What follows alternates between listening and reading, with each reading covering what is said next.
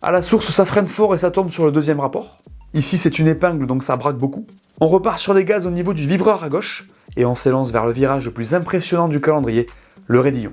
Là, ça va faire un léger gauche, puis on vire à droite dans une montée hallucinante, qui nous amène vers la ligne droite Kemmel. Ici, il y aura de l'aspiration, du DRS s'il pleut pas, et donc de dépassement. Elle est longue celle-là. Le premier secteur s'arrête juste avant les cônes qu'on prend en 4. Attention à reprendre les gaz le plus tôt possible en sortie du 6. On monte sur le vibreur à gauche, et on plonge dans le 8 en 4ème vitesse.